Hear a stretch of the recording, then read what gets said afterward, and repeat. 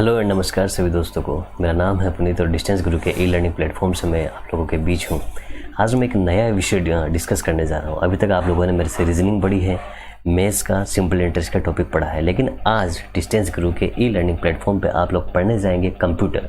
देखिए कंप्यूटर आज बहुत से एग्ज़ाम की ज़रूरत हो चुका है, चाहे एसएससी हो, चाहे बैंक हो, चाहे रेलवे हो। कंप्यूटर के क्वेश्चन कुछ ना कुछ देखने को मिलते हैं। अब आपको पता है कि नया पैटर्न लागू हो चुका है और उस नए पैटर्न के अकॉर्डिंग हमें कॉमन एंट्रेंस एग्ज़ाम देना पड़ेगा, चाहे हम स्टेट गवर्नमेंट की तैयारी कर रहे हों और चाहे हम तैयारी कर रहे हों सेंट्रल गवर्नमेंट की। सीईटी लगेगा और सीईटी का पैटर्न दोस्तों ये है कि उसके अंदर एक कंप्यूटर सब्जेक्ट भी आएगा। और अगर आप देखें तो RSCIT है, तो RSCIT के लिए भी आज की जो क्लास है वो आपकी इम्पोर्टेंट होने वाली है। तो ये जो कंप्यूटर हम लोग पढ़ रहे हैं वो बेसिकली सभी लोगों के लिए है जो कंप्यूटर के बारे में जानना चाहते हैं, जो RSCIT का कोर्स कर रहे हैं, जो किसी एंट्रेंस एग्ज़ाम की तैयारी कर रहे हैं।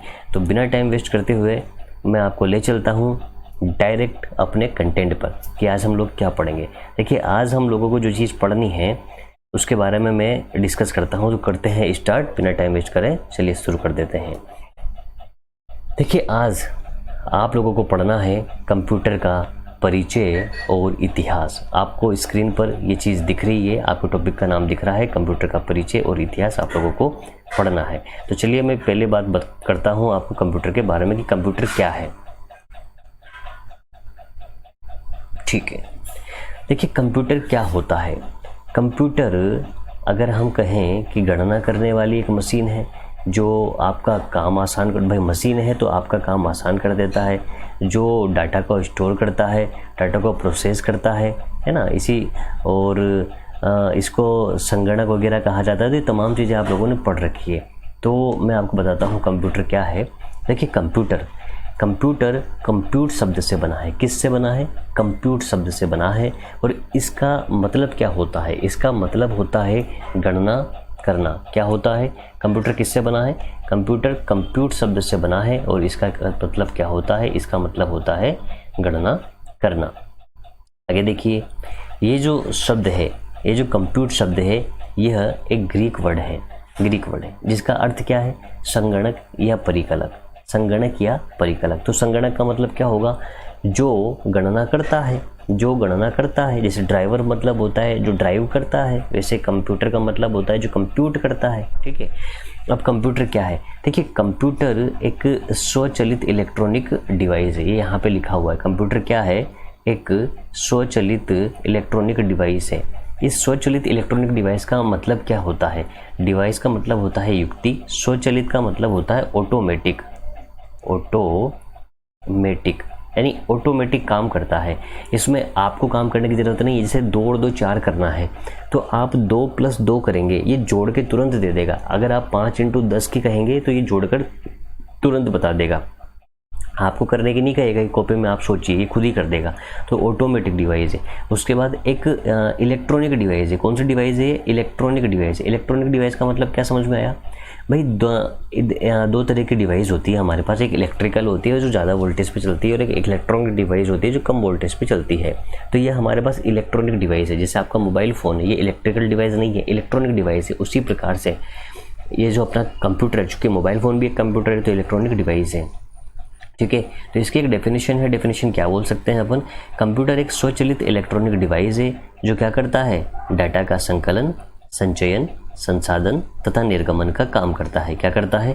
डाटा का संकलन करता है। डाटा का संकलन का मतलब उसको कलेक्ट करता है। उसका बाद डाटा का संचयन करता है। डाटा का संचयन का मतलब होता है डाटा को स्टोर करता है। उसके बाद डाटा का संसाधन का मतलब होता है प्रोसेसिंग करता है। क्या करता है भैया? डाटा की प्रोसेसिंग करता है। और निर्गमन का मतलब क्या होता है? हमें आउटपुट प्रदान करता है। तो ये कंप्यूटर की एक डेफिनेशन हो गई, नॉर्मल मेन डेफिनेशन कि कंप्यूटर क्या है। कंप्यूटर कंप्यूट शब्द से मिलकर बना होता है जिसका मतलब होता है गणना करना। ये एक ग्रीक भाषा का शब्द है, जहाँ इसको हिंदी में संगणक भी कहा जाता है, परिकलक भी कहा जाता है। यह एक स्वचालित इलेक्ट्रॉनिक डिवाइस है। ये क्या है? यह एक स्वचालित इलेक्ट्रॉनिक डिवाइस है जो डाटा को क्या करती है? जो डाटा का संकलन, संचयन, संसाधन तथा निर्गमन का काम करती है। जो डाटा का डाटा का संकलन, संचयन, संसाधन तथा निर्गमन का काम करता है। संकलन का मतलब समझ में आ गया, संचयन का मतलब समझ में आ गया, संसाधन और निर्गमन सबका मतलब आप लोगों को समझ में आ गया। अब आपके दिमाग में आ रहा होगा डाटा क्या होता है, ये डाटा का मतलब क्या है। तो देखिए जो डाटा है, डाटा कोई भी चीज़ें, कोई भी पर्टिकुलर इन्फॉर्मेशन, सूचना या कुछ भी निर्देश जो आप कंप्यूटर में दे रहे हो, कंप्यूटर में जो इनपुट डाल रहे हो, वो सब चीज़ें कंप्यूटर के लिए डाटा का काम करती है। चाहे आपने उस पर गाना डाला है तो वो भी डाटा है, चाहे आपने कोई इमेज की फाइल डाली है तो वो भी उसके लिए एक डाटा ही है। ठीक है, चलिए बढ़ते हैं आगे। अब देखिए, अब आगे हम देखते हैं, मैंने आपको ये चीज़ समझाई है, डेटा संकलन क्या होता है, डेटा संचयन क्या होता है, डेटा प्रोसेसिंग क्या होता है, डेटा आउटपुट क्या होता है। तो आप इन्हें संकलन, संचयन का मतलब यहाँ से आसानी से समझ सकते हैं। अब हम लोग पढ़ रहे हैं कंप्यूटर के बारे में, कंप्यूटर की चीज़ से समझ में आ गई। हम लोग पढ़ रहे हैं कंप्यूटर का इतिहास और कंप्यूटर की पीढ़ियाँ। तो आप मेरे को बताइए, आज का जो कंप्यूटर हम लोग देखते हैं, क्या आज का कंप्यूटर पहले ही, आज के लगभग 100-200 साल पहले, क्या इसकी परिकल्पना की जा चुकी थी? क्या इसकी परिकल्पना ऐसे कंप्यूटर की जा सकी थी? नहीं की जा सकी थी ना। आज जो मोबाइल आप लोग देखते हो, आज के क्या 10-20 साल पहले ऐसा ही मोबाइल था? नहीं था, छोटी चीज़ से स्टार्ट हुई। तो कंप्यूटर का विकास भी ऐसे ही कुछ था, और वो जो कंप्यूटर के विकास का चरण था, उसी विकास के चरण को आज हम पढ़ेंगे, आज हम डिस्कस करेंगे। तो देखिए कंप्यूटर का विकास क्या है, यहाँ पे लिखा गया है कि सबसे पहली हमने बोला ना, कंप्यूटर क्या है, एक गणना करने वाली डिवाइस है। तो इस संसार के अंदर सबसे पहली गणना करने वाली जो डिवाइस कोई अगर बनी तो वो डिवाइस थी, वो डिवाइस क्या थी? वो डिवाइस अबेकस थी। वो डिवाइस अबेकस थी, जिसका आविष्कार कहाँ किया गया था? इसका आविष्कार चीन में किया गया था। सबसे पहली गणना करने वाली डिवाइस कहाँ पर क्या थी? सबसे पहली गणना करने वाली डिवाइस अबेकस थी। सबसे पहली गणना करने वाली डिवाइस क्या थी? अबेकस थी। और इसका आविष्कार कहाँ पर किया गया था? चीन में किया गया था। कितने समय पहले? आज के लगभग 5000 साल पहले होती। आज के लगभग 5000 साल पहले इस अबेकस का आविष्कार किया गया था। अब आपके दिमाग में आ रहा होगा कि ये अबेकस है क्या। तो देखिए कुछ इस तरीके की ये डिवाइस थी, इसको बोलते थे अबेकस। ये जो डिवाइस आपको नज़र आ रही है इसको बोलते थे अबेकस। ठीक है, चलिए बढ़ते हैं आगे। 1642 में देखिए अब क्या हुआ, अबेकस से हम लोग आगे निकले और बात चल रही है ये 1642 की। 1642 में ब्लेज पास्कल एक साइंटिस्ट थे। इन्होंने क्या किया, एक डिवाइस बनाई, एक गणना करने वाली एक डिवाइस बनाई जिसको पास्कलिन कहा गया। ठीक है, जो 2 अंकों की संख्याओं का योग कर सकती थी। और इन्होंने एक कैलकुलेटर का आविष्कार भी किया। तो आपसे पूछा जाए कि भैया कैलकुलेटर का आविष्कार किसने किया है, तो हम कहेंगे कि 1642 में ब्लेज पास्कल ने। किसने किया है? ब्लेज पास्कल ने कैलकुलेटर का आविष्कार भी किया है। पास्कलिन डिवाइस भी बनाई है और कैलकुलेटर का आविष्कार भी किया है। ठीक है, चलिए पढ़ते हैं आगे। कंप्यूटर का जनक। अब जो कंप्यूटर आप देख रहे हो, देखिए कंप्यूटर जो आज हम देख रहे हैं वैसा तो था ही नहीं। कंप्यूटर का जनक यानी कि कंप्यूटर बनाने का जो प्रक्रिया जिसने स्टार्ट करी उसके बारे में बात करते हैं कि जो कंप्यूटर का जो जनक है, कंप्यूटर का जनक है, किसे कहा जाता है? कंप्यूटर का जनक चार्ल्स बेबेज को कहा जाता है। क्वेश्चन बनते हैं दोस्तों यहाँ से, ऐसे ही क्वेश्चन बनते हैं। जैसे आपसे पूछ लिया कि कैलकुलेटर का आविष्कार किसने किया था, तो आप बोलोगे ब्लेज पास्कल ने किया था।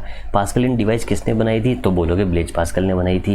लेकिन आपसे पूछे कि कंप्यूटर का आविष्कारक कौन है, कंप्यूटर का जनक कौन है, तो हम कहेंगे चार्ल्स बेबेज को कंप्यूटर का जनक कहा जाता है। और इन्होंने क्या किया, आज का जो कंप्यूटर देखते हो ये नहीं बनाया, लेकिन जो कंप्यूटर बनाने के लिए जो आवश्यक स्टेप थी, जो शुरुआती कंप्यूटर बने, वो कदम इन्होंने उठाया। तो आज के लगभग 1800 में, ये बात है लगभग 1820-1823 की, जब इन्होंने क्या किया, एक तो डिफरेंस इंजन बनाया और एक एनालिटिकल इंजन बनाया। ये क्या था? डिफरेंस इंजन और एनालिटिकल इंजन। ये भी गणना करने वाली डिवाइसेस थी जो आकार में बड़ी भी हुआ करती थी। ठीक है, इन्होंने इसका आविष्कार किया। और इन्होंने एक और चीज़ बनाई, ऑटोमेटिक मैकेनिकल कैलकुलेटर बनाया। अगर आपसे पूछे कैलकुलेटर किसने बनाया है, ठीक है, और पूछे ऑटोमेटिक मैकेनिकल कैलकुलेटर किसने बनाया, दोनों में अंतर है। कैलकुलेटर बनाया ब्लेज पास्कल ने और ऑटोमेटिक मैकेनिकल कैलकुलेटर बनाया है चार्ल्स बेबेज ने। तो उम्मीद है आप लोगों को ये चीज़ें समझ में आ रही होगी अभी तक। एक एक चीज़ें हम छोटी छोटी चीज़ों पे बात कर रहे हैं, मेन पॉइंटों पे बात कर रहे हैं, ठीक है, ताकि आपके एग्ज़ाम में कोई भी क्वेश्चन नहीं छूटे, हम हर चीज़ समझते हुए चलें। देखिए कंप्यूटर में जो थ्योरी वाइज पढ़ाते हैं, वैसे तो पढ़ाने में बहुत कुछ है। मैं आपको बताऊं कि कंप्यूटर के उपयोग क्या है, कंप्यूटर का कोई नुकसान है क्या, लेकिन ऐसी चीज़ें एग्ज़ाम में नहीं आती है। जो एग्ज़ाम में आने वाली चीज़ें होती है ना, उसको पढ़ाए। RSCIT की ये देखिए, ये RSCIT की इतनी मोटी किताब आती है, इतनी मोटी किताब। अब इसको पढ़ने से कोई मतलब नहीं है, इतनी मोटी किताब पढ़ने से। तो मेन चीज़ें जो है ना वो पढ़नी है हमें, वो ध्यान रखनी है। तो देखिए आगे बढ़ते हैं। देखिए क्या लिखा हुआ है, मार्क फर्स्ट जो था, पहला जनरल पर्पज़ इलेक्ट्रोमैकेनिकल कंप्यूटर था। अब इस चीज़ को आपको ध्यान रखना है। आपसे पूछे कोई पहला जनरल पर्पज़ इलेक्ट्रोमैकेनिकल, इलेक्ट्रो और इलेक्ट्रोमैकेनिकल कंप्यूटर था, मतलब इसमें ज़्यादा पावर यूज होती थी। इलेक्ट्रिकल था और मैकेनिकल था, दोनों तरह से था, इलेक्ट्रॉनिक्स नहीं था। तो अगर आपसे कोई पूछे कि पहला जनरल पर्पज़ इलेक्ट्रोमैकेनिकल कंप्यूटर कौन सा था, तो पहला जनरल पर्पज़ इलेक्ट्रोमैकेनिकल जो कंप्यूटर था वो आपका था मार्क फर्स्ट। उसके बाद देखिए 1946 में, 1946 में पहला जनरल पर्पज़ इलेक्ट्रॉनिक कंप्यूटर, दोनों में अंतर है। अगर इलेक्ट्रॉनिक कंप्यूटर पूछेगा तो उसका नाम क्या था, ENIAC था, ENIAC, ENIAC था, ठीक है। दोनों में चीज़ें समझ में आ गई। एक तो था मार्क फर्स्ट, ये तो है मार्क फर्स्ट, और ये है ENIAC। तो ENIAC तो क्या था, पहला जनरल पर्पज़ इलेक्ट्रॉनिक कंप्यूटर था ENIAC, ठीक है, पहला। और उसके बाद अगर आपसे पूछे कि पहला इलेक्ट्रोमैकेनिकल कंप्यूटर कौन सा था, तो वो था मार्क फर्स्ट था, ठीक है। उसके बाद आगे देखिए यूनिवेक, पहला बिजनेस कंप्यूटर पूछे आपसे, पहला व्यावसायिक कंप्यूटर पूछे तो उसका नाम है यूनिवेक नाम है। क्या नाम है, यूनिवेक था। इसे कब बनाया गया था, 1950 के लगभग बनाया गया था। कब बनाया गया था, 1950 के लगभग बनाया गया। तो तीनों चीज़ें समझ में आ गई आपको। एक तो किसके बारे में पढ़ा है आपने, मार्क फर्स्ट के बारे में, एक पढ़ा है आपने ENIAC के बारे में, एक पढ़ा है आपने यूनिवेक के बारे में, ठीक है। इन चीज़ों के बारे में आप लोग स्टडी कर चुके हैं। अब आगे बढ़ते हैं। देखिए क्या है, कंप्यूटर जो बनाना, उस कंप्यूटर में बहुत सारी चीज़ों का इस्तेमाल किया जाता था, जैसे कैपेसिटर है, रजिस्टर है, वैक्यूम ट्यूब है, फ्लोपी है, अलग अलग चीज़ों का इस्तेमाल किया जाता था। तो हम उस समय की बात कर रहे हैं। उस समय क्या था, कंप्यूटर में इस्तेमाल होने वाली सबसे महत्वपूर्ण जो युक्ति थी वो पंच कार्ड था। तो पंच कार्ड किसने यूज किया, हरमन होलरिथ से इन्होंने पंच कार्ड का आविष्कार किया है। अब पंच कार्ड क्या होता है अभी दिखाऊंगा मैं आपको। पंच कार्ड का आविष्कार किया है जो 1960 तक के दशक के, देखिए कब से स्टार्ट हुआ था इसका बनना, लगभग 1823 से चार्ल्स बेबेज ने बनाया था 1820 के लगभग, एनालिटिकल इंजन और डिफरेंस इंजन। तो तब से लेकर 1960 तक के दशक तक डेटा प्रोसेसिंग में इस्तेमाल होने वाली सबसे इम्पोर्टेंट युक्ति थी। तो ऐसे क्वेश्चन आपके पूछे जाएंगे कि पंच कार्ड का आविष्कार किसने किया था, हरमन होलरिथ ने पंच कार्ड का आविष्कार किया था, ठीक है। एक और पॉइंट देखिए, बहुत ही इंपॉर्टेंट पॉइंट है और यहाँ से 100% क्वेश्चन आता है कि कंप्यूटर के विकास में सर्वाधिक योगदान किसका है। अब क्या करेंगे, हमें लगेगा कि चार्ल्स बेबेज ने आविष्कार किया है तो चार्ल्स बेबेज हो जाएगा, लेकिन यहाँ पे चार्ल्स बेबेज आंसर नहीं रहेगा। क्यों, क्योंकि चार्ल्स बेबेज को तो कंप्यूटर का पितामह कहा जाता है, ठीक है, पितामह कहा जाता है चार्ल्स बेबेज को, वो जनक कहा जाता है, कुछ भी कह दीजिए। लेकिन इसके प्रोग्रेस में, इसके विकास में सर्वाधिक जो योगदान दिया ना, वो किसने दिया है, वोन न्यूमैन ने दिया है। इस चीज़ को हमेशा ध्यान रखिए, किसने दिया है, सर्वाधिक योगदान देने वाला वोन न्यूमैन है। कौन है, वोन न्यूमैन है। बात समझ में आ गई, ठीक है। इसके बाद देखिए, आपको यहाँ पे लाइन दिख रही होगी, लाइन है कि लेडी लवलेस ने पहला डेमोन्स्ट्रेशन प्रोग्राम लिखा। आप तो ये समझ लीजिए कि पहला कंप्यूटर के लिए जो पहला प्रोग्राम लिखा गया था। अब आपके दिमाग में आ रही होगी, देखो यहाँ पे बहुत सारी चीज़ें आई है। एक चीज़ आई है आपके पास डाटा, अब आपको ये पता नहीं है डाटा क्या होता है। एक चीज़ आएगी आपके पास इन्फॉर्मेशन क्या होता है। अभी आया है आपके पास प्रोग्राम। तो इन सब चीज़ों के बारे में मैं इसी वीडियो में डिस्कस करूँगा, लेकिन बस अभी आप चीज़ें समझते चलिए। लेडी लवलेस ने पहला क्या लिखा, पहला डेमोन्स्ट्रेशन प्रोग्राम लिखा। इसलिए इन्हें आपसे पूछे प्रथम प्रोग्रामर कौन है, तो प्रथम प्रोग्रामर लेडी लवलेस है। कौन है भैया प्रथम प्रोग्रामर? प्रथम प्रोग्रामर का दर्जा किसे दिया गया है? लेडी लवलेस को दिया गया है। तो ये कंप्यूटर के बारे में हमने कुछ चीज़ें जानी थी। अब कुछ किताबों में आपको क्या होता है, चलो कुछ किताबों की जो बात है वो मैं बाद में बताऊंगा। तो अभी तक आपने क्या जाना, अभी तक आप ये जान चुके हैं कि कंप्यूटर क्या है, एक गणना करने वाली डिवाइस है। उसके बाद दूसरी चीज़ आपने ये पढ़ी है कि कंप्यूटर को संगणक भी कहा जाता है, ठीक है, परिकलक भी कहा जाता है, कंप्यूट शब्द से बना हुआ है। उसके बाद आपने ये पढ़ा है कि कंप्यूटर के विकास में सर्वाधिक योगदान किसका है, वो न्यूमैन का है। अगर कंप्यूटर के पितामह की बात करी जाए तो कंप्यूटर का पितामह कौन है? कंप्यूटर का जो पितामह है वो चार्ल्स बेबेज है, या कंप्यूटर का जनक किसे कहा जाता है? चार्ल्स बेबेज है। आपसे पूछे कि डिफरेंस इंजन और एनालिटिकल इंजन का आविष्कार किसने किया है, तो आप कहेंगे चार्ल्स बेबेज ने किया है। आपसे पूछे कि इलेक्ट्रोमैकेनिकल कैलकुलेटर का आविष्कार किसने किया है, तो चार्ल्स बेबेज ने किया है। आपसे पूछे कि कैलकुलेटर का आविष्कार किसने किया है, तो वो किया है ब्लेज पास्कल ने किया है। तो ये तमाम जानकारियाँ हम लोगों ने इकट्ठी कर ली है। अब मैं आपको बताऊं कि कंप्यूटर जब हम लिखते हैं ना, तो वो कंप्यूटर COMPUTER होता है, ऐसा ही होता है, ठीक है। कभी आप C.O.M.P.U.T.E.R.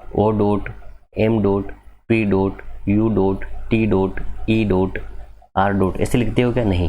अगर मेरे को इंजीनियर लिखना है तो ER. लिखूंगा, डॉक्टर लिखना है तो DR. लिखूंगा। ये चीज़ बोलते हैं एक्रोनिम बोलते हैं। क्या बोलते हैं इसको? एक्रोनिम। इसकी फुल फॉर्म होती है, ER का मतलब होता है इंजीनियर, DR का मतलब होता है डॉक्टर, ठीक है। जैसे आपने करी है MBBS, तो इसकी भी फुल फॉर्म होती है। आपने अगर BA करी है तो BA की भी फुल फॉर्म होती है बैचलर ऑफ आर्ट। तो इस तरीके से ये फुल फॉर्म होती है। अब कुछ किताब वाले क्या हैं, उन्होंने कंप्यूटर की भी फुल फॉर्म बता रखी है।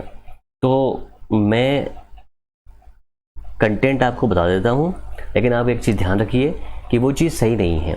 उन्होंने अपने अनुसार मान ली और कुछ लोग जो पढ़ा रहे हैं उसी को फॉलो करे जा रहे हैं, लेकिन वो सही नहीं है।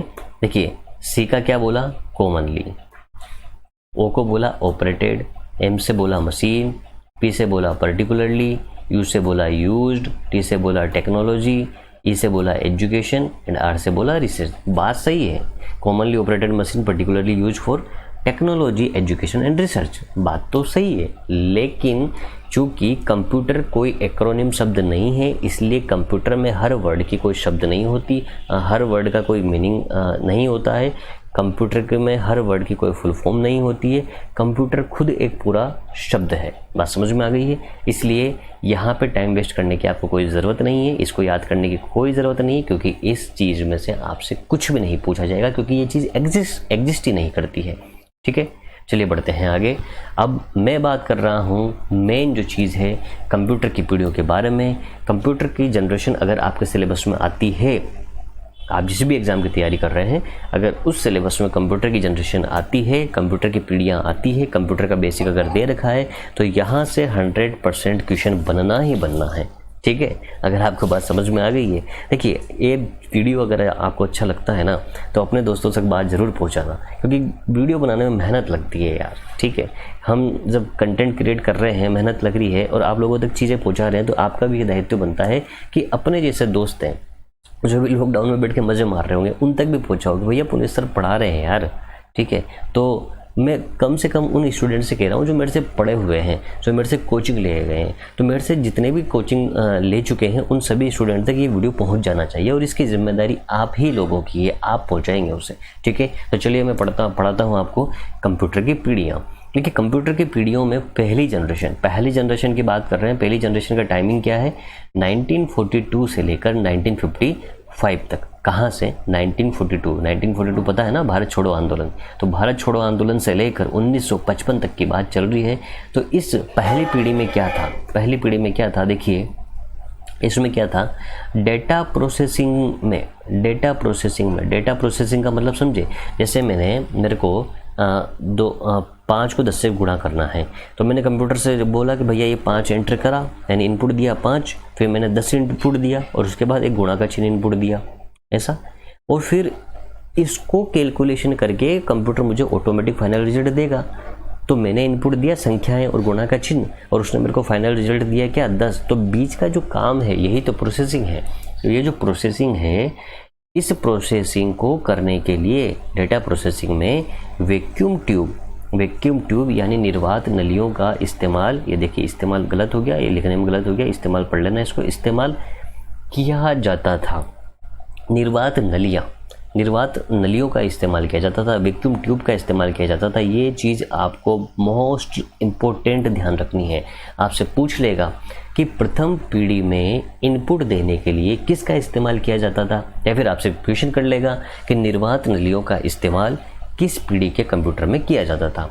आप बता सकते हैं किस पीढ़ी के कंप्यूटर में किया जाता है, प्रथम पीढ़ी के कंप्यूटर में किया जाता है। और चलिए एक बार मैं आपको डायग्राम बताता हूँ। इस तरह की होती थी निर्वात नलियाँ, जो अभी अपनी 0 वाट का बल्ब आता है ना, वैसे ही दिख रही है बिल्कुल।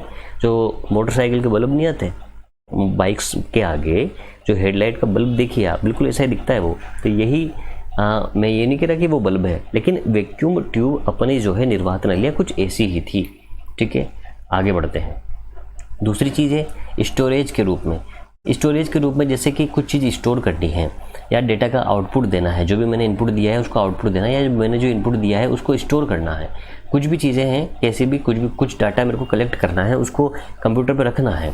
तो क्या था, स्टोरेज के रूप में चुंबकीय ड्रम का इस्तेमाल किया जाता था। चुंबकीय ड्रम का इस्तेमाल किया जाता था। किसका इस्तेमाल किया जाता था? चुंबकीय ड्रम। ये चीज़ें आपको ध्यान रखनी है। इनपुट देने के लिए तो किसका इस्तेमाल कर रहे हैं? वैक्यूम ट्यूब का इस्तेमाल कर रहे हैं। और स्टोर करने के लिए, डाटा को स्टोर करने के लिए किसका इस्तेमाल कर रहे हैं? चुंबकीय ड्रम का इस्तेमाल कर रहे हैं। और ये यहाँ पर आप अपनी स्क्रीन पर देख सकते हैं, ऐसी कुछ डिवाइस थी। तो आप ये अंदाज़ा लगा लीजिए उस टाइम जब कंप्यूटर बनना स्टार्ट हुआ था। तो आजकल तो क्या है, इतना बड़ा तो पूरा कंप्यूटर ही हो जाता है। कंप्यूटर इतना बड़ा, और इतना बड़ा क्या, ये जो आपका मोबाइल है ना जिसमें वीडियो देख रहे हो, ये भी तो एक कंप्यूटर ही है। और क्या है? कंप्यूटर ही है। ठीक है, इसी को कंप्यूटर ही बोलेंगे। मोबाइल एक कंप्यूटर है, वेबकाइप है। ठीक है, तो पहले के कंप्यूटर देख लीजिए आप, कितने बड़े बड़े होते थे। एक कमरे के बराबर के ऐसे ऐसे कंप्यूटर हुआ करते थे। ये है, तो हम यहाँ से अंदाज़ा लगा सकते हैं इनपुट देने के लिए क्या यूज कर रहे हैं, स्टोर करने के लिए क्या यूज कर रहे हैं। ठीक है, आगे बढ़ते हैं। देखिए, इनपुट देने के लिए पंच कार्ड, ठीक है, इसको पुच कार्ड मत करना, इसको पंच कार्ड पढ़ना। ये थोड़ा सा गलत हो गया, यहाँ पे एन मिस हो गया है। किसका? पंच कार्ड का तथा चुंबकीय टेप का इस्तेमाल किया जाता था। जब जैसे आपको इनपुट देना है, कंप्यूटर में इनपुट देना है, तो इनपुट देने के लिए पंच कार्ड तथा चुंबकीय टेप का इस्तेमाल किया जाता था। अब पंच कार्ड क्या है और चुंबकीय टेप क्या है? तो ये जो पहला डायग्राम आपने देखा है ना, ये वाला डायग्राम, ये तो है चुंबकीय टेप। अब आप इसको देखिए, ये जब हमारे ज़माने के जो स्टूडेंट अगर पढ़ रहे होंगे ना, तो उनको पता होगा ये कैसेट है अपनी, और इसमें वो गोल गोल ऐसे वो रील भरी जाती थी। वही चीज़ें हैं ये, वैसी ही कैसेट्स है। ठीक है, ये सारी की सारी। तो ये होता है चुंबकीय टेप, मैग्नेटिक टेप है, ये टेप है एक तरीके से। और एक पंच कार्ड क्या होता है? पंच कार्ड देखिए, पंच कार्ड ये है, इस तरीके का ये जो कार्ड था, ये पंच कार्ड था। तो ये चीज़ें इस्तेमाल होती थी, वो इनपुट देने के लिए होती थी। देखिए, मैंने यहाँ पर इमेज इसलिए डाली है ताकि आपको चीज़ें क्लियर हो कि वाकई में पंच कार्ड क्या होता है, चुंबकीय टेप क्या होती है। ठीक है, आपको सब चीज़ें पता लग सके। आगे बढ़ते हैं।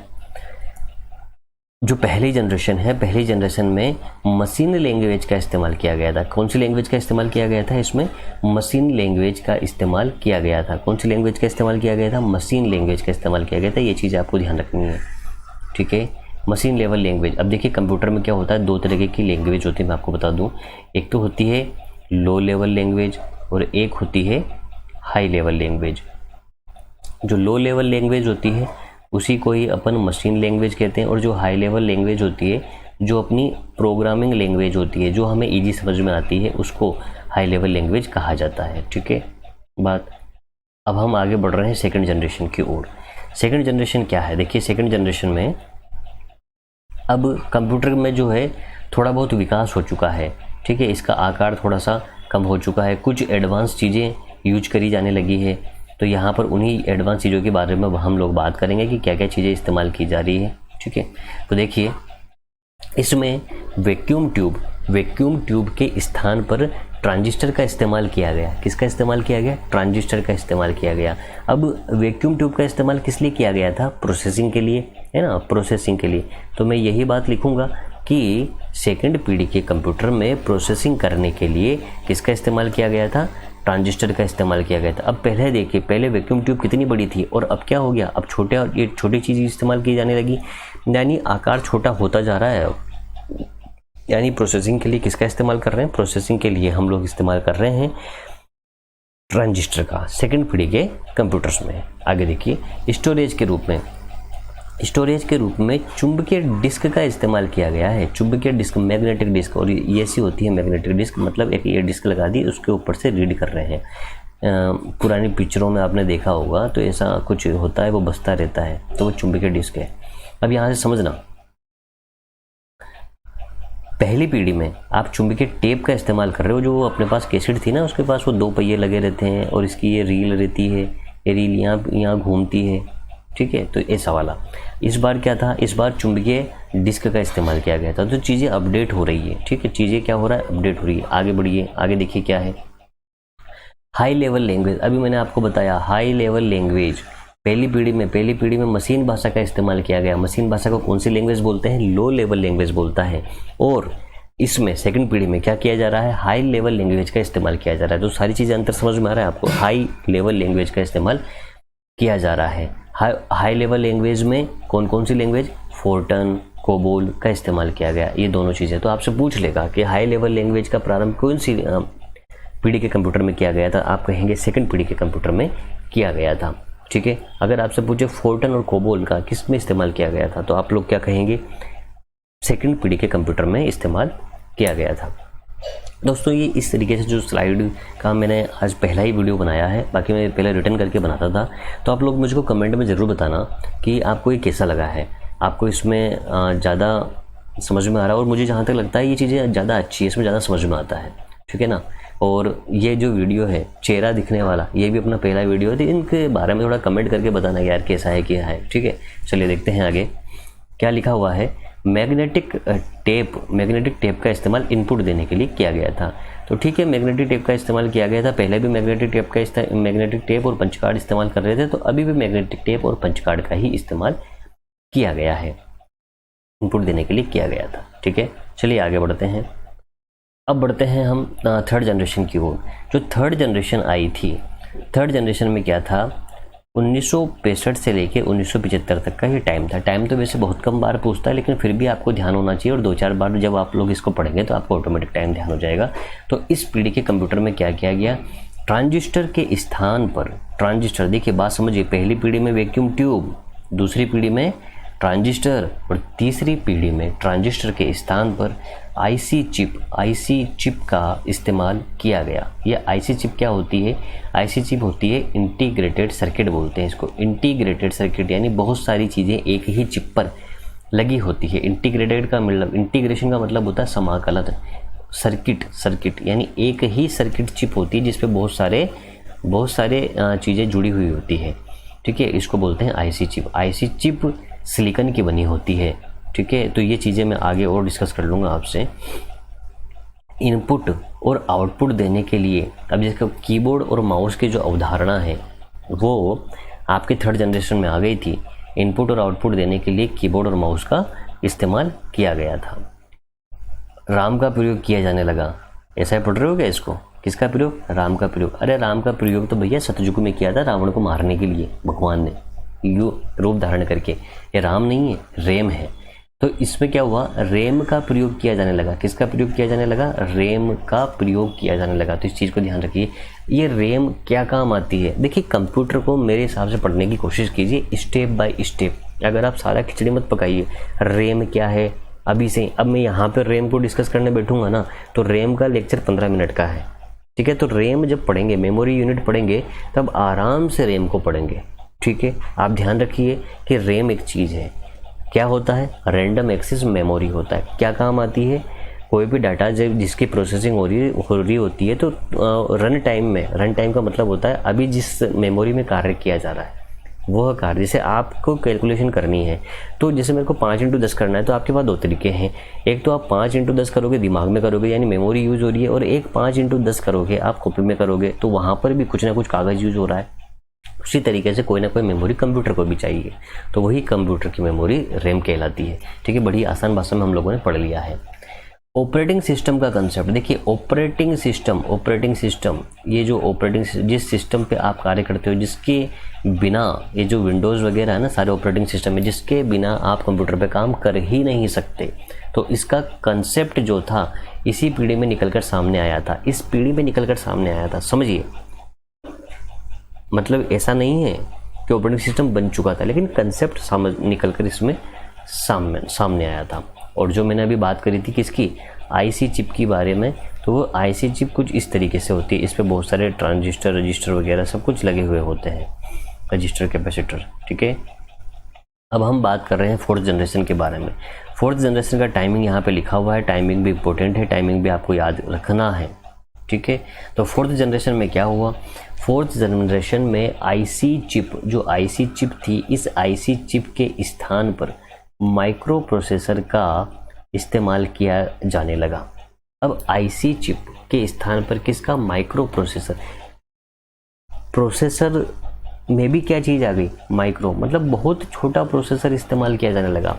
बहुत छोटा प्रोसेसर मतलब बहुत सारे डिवाइसेस एक ही चीज़ पर आ गई, इसको माइक्रो प्रोसेसर कहा गया। इसमें क्या कहा गया, VLSI टेक्नोलॉजी पर आधारित। VLSI का मतलब क्या था, वेरी लार्ज स्केल और circuit integration. Very large scale circuit integration मतलब बहुत ज़्यादा मात्रा में चीज़ें एक चिप पर लादी गई, और उसी को क्या कहा गया, VLSI टेक्नोलॉजी कहा गया। पर्सनल कंप्यूटर की अवधारणा, जो आज का अपन PC देखते हैं ना, ये पर्सनल कंप्यूटर की अवधारणा इस पीढ़ी में आ गई थी। ठीक है, उसके बाद नई लैंग्वेज, नई प्रोग्रामिंग लैंग्वेज कौन कौन सी, C++ इत्यादि भाषाओं का इस्तेमाल किया गया। इन भाषाओं का इसमें इस्तेमाल हुआ है, और MS-DOS, मैक और OS का विकास इसी पीढ़ी में हुआ है। ये जो ऑपरेटिंग सिस्टम है ना, मैक-DOS मतलब माइक्रोसॉफ्ट ऑफिस, ऑफिस कहाँ बोल दिया मैंने, माफ़ कीजिएगा।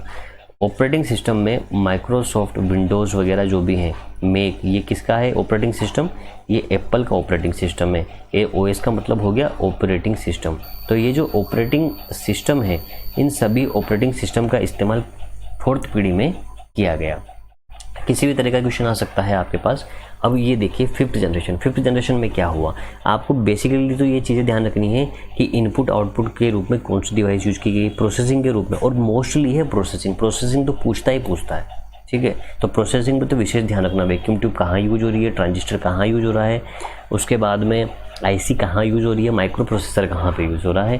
फिफ्थ जनरेशन, अब फिफ्थ जनरेशन में क्या है, हाई लेवल लैंग्वेज का संपूर्ण विकास हो गया। मतलब इस पीढ़ी के अंदर सब तरह की भाषाएं, PHP, जावा, तमाम तरह की चीज़ें इस पीढ़ी के अंदर, और आज पाइथन वगैरह सब कुछ डेवलप होती जा रही है, और आज चल रहा है, इस पीढ़ी पे काम चल रहा है। और ये अभी जो चल रही है वो फिफ्थ जनरेशन की ही पीढ़ी है।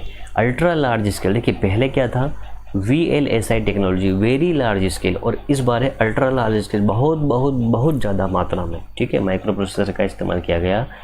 आर्टिफिशियल इंटेलिजेंसी, अभी आप देखते हैं आर्टिफिशियल इंटेलिजेंसी पर काम होने लगा। आर्टिफिशियल इंटेलिजेंसी का मतलब होता है, जैसे आपने आपके मोबाइल का एग्जांपल लीजिए, आपने इसमें सेंसर ऑन कर रखा है लाइट का। ठीक है, सेंसर से जैसे ही आप धूप में जाते हो ब्राइटनेस ज़्यादा हो जाती है, अंधेरे में आते हो ब्राइटनेस कम हो जाती है, फेस लॉक हो जाता है। ये सब क्या है, ये सब एक डिटेक्ट कर रहा है कंप्यूटर आपको। आर्टिफिशियल इंटेलिजेंसी का ही एग्जांपल है। एक ऑटोमेटिक खुद ही डिसीजन ले रहा है। ठीक है, हमें कोई कमांड नहीं देना पड़ रहा, ऑटोमेटिक खुद ही डिसीजन ले रहा है ये कि हाँ ऐसा काम करना है। जैसे मौसम वगैरह है तो मौसम की ऑटोमेटिक इन्फॉर्मेशन दे देगा। तो ये सब आर्टिफिशियल इंटेलिजेंस है। 5 दिन बाद का वेदर बता देगा। आर्टिफिशियल इंटेलिजेंस पर आधारित चीज़ें हैं। ठीक है ना, तो ये चीज़ें सारी की सारी, तो इन चीज़ों पे काम हो रहा, मतलब कंप्यूटर का संपूर्ण विकास और बहुत ही एडवांस रूप से जो विकास हुआ है इसी पीढ़ी में हुआ है, 5वीं पीढ़ी में। इंटरनेट का विकास हुआ है। उसके बाद ऑप्टिकल डिस्क का मतलब जैसे अपन सीडी वगैरह देखते हैं ना, इस ऑप्टिकल डिस्क का विकास हुआ है। और मल्टीमीडिया का मतलब जैसे आज जो टेक्नोलॉजी है ये मल्टीमीडिया टेक्नोलॉजी है, इस मल्टीमीडिया टेक्नोलॉजी का भी विकास इसी पीढ़ी के अंदर हुआ है।